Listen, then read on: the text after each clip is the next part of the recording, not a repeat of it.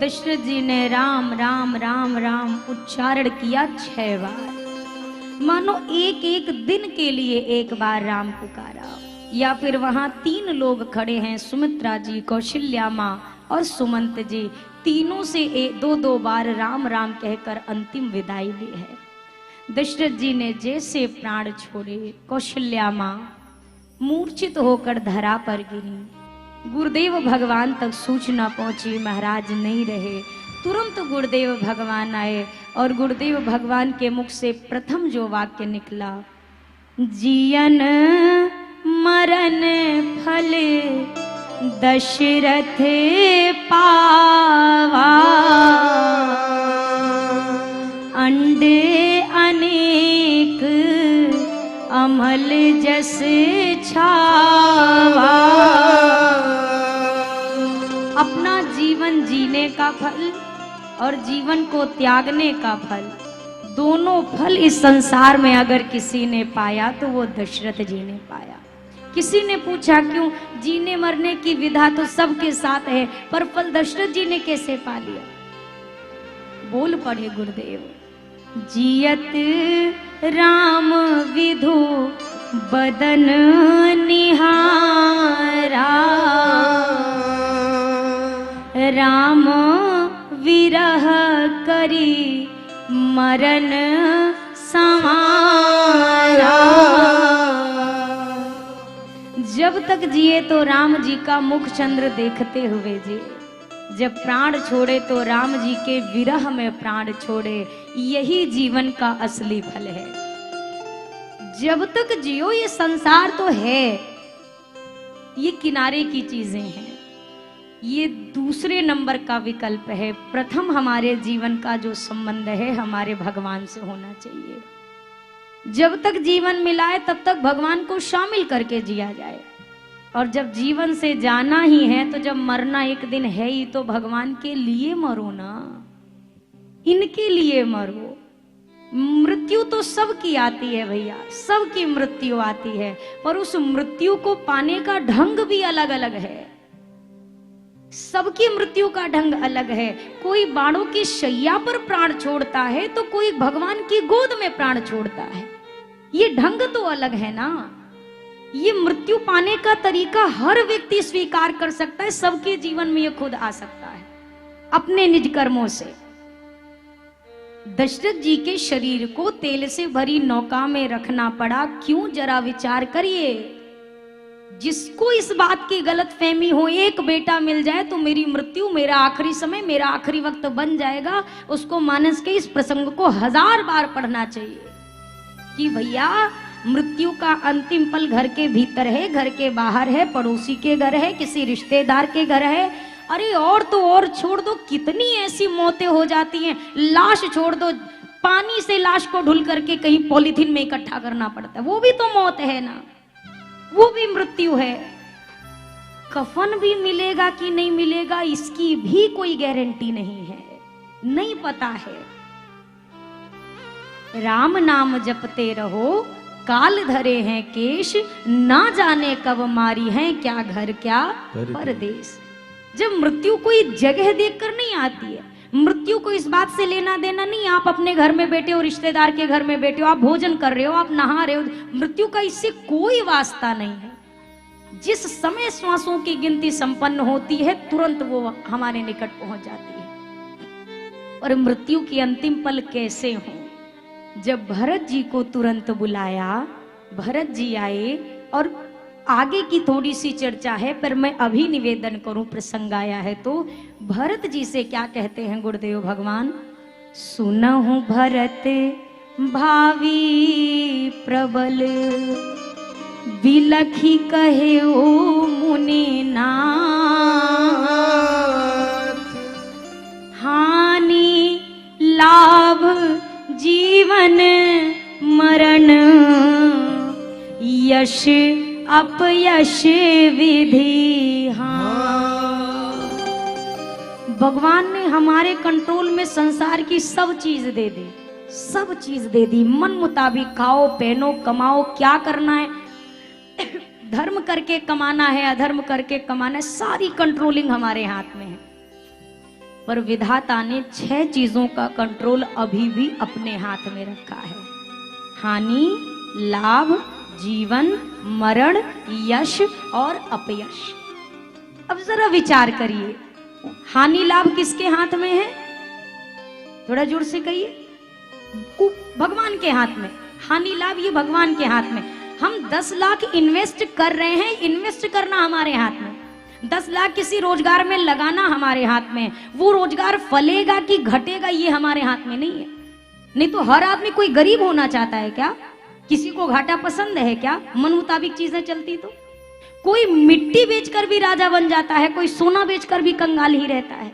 हानि लाभ ये भगवान के हाथ में है। जीवन मरण ये भी भगवान के हाथ में है। संसार में यश मिलेगा कि अपयश मिलेगा ये भी भगवान के हाथ में है। पर बड़ी विडंबना, ये जितनी चीजें भगवान के हाथ में, उन सब चीजों को हम करने के लिए परेशान हैं। हानि लाभ हमारे अकॉर्डिंग होनी चाहिए।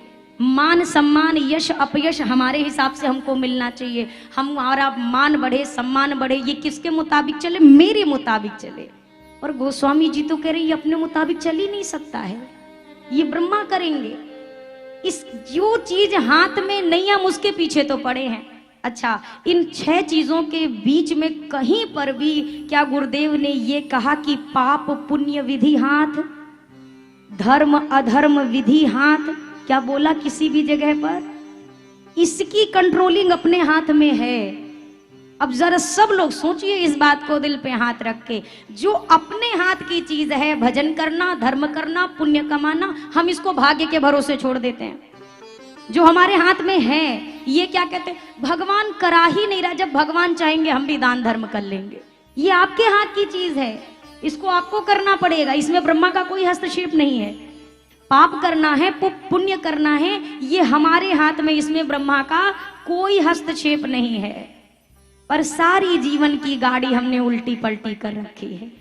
जो अपने वश में नहीं उसके पीछे मरे जा रहे हैं, और जो ब्रह्मा के हाथ में है ही नहीं उसको हम कर ही नहीं रहे हैं। जो हम कर सकते ये हमारे हाथ में, आप इसको करो ना। कर्म करना ये बहुत जरूरी है। हमारी पूरी कथा में किसी शास्त्र में नहीं कहा गया कि बिल्कुल कर्महीन बन करके बैठ जाओ। सकल पदार्थ है जगमाही, पर कर्महीन नर पावत नाही। ये मानस का ही प्रसंग है। सारे पदार्थ इस संसार में है, पर मिलेगा किसको? जिसको कर्म करने की आदत होगी। अब लोग कथा का मतलब क्या समझते हैं, भजन का मतलब क्या समझते हैं? भजन करो मतलब काम छोड़ दो। अरे कथा कहना भी तो कर्म है ना। अगर ना पाऊं, ना बैठूं, मैं कहूं कथा होनी है, बोलना मेरा कर्म है, बुलवाना उसका कर्म है। क्या निकलेगा मुख से ये उनके ऊपर है, पर यहाँ तक आना, तैयारी करना, ये सारी व्यवस्था, ये कर्म करना मेरी जिम्मेदारी है। और अगर मैं अपना ही कर्म छोड़ दूं तो भगवान कैसे आगे की चीज संभालेंगे? पहला कदम आपको अपने कर्म का बढ़ाना है। भजन आप करिए, फल उनके ऊपर छोड़ दीजिए। कर्म आप करते रहिए। और मेरे ठाकुर इतने निर्दयी नहीं है कि कोई सत्कर्म करे तो उसको कोई गलत फल प्रदान करेंगे। जो एक निमिष के लिए भी पुण्य करता है, भगवान उसको तक हिसाब में रखते हैं। जो एक बार नारायण कहकर मरने वाले घोर पापी अजामिल का उद्धार कर देते हैं, वो भगवान हमारे 1000 अच्छे कामों का हिसाब नहीं रखेगा? ये भगवान का हिसाब नहीं है। भगवान का मैनेजमेंट बहुत अच्छा है।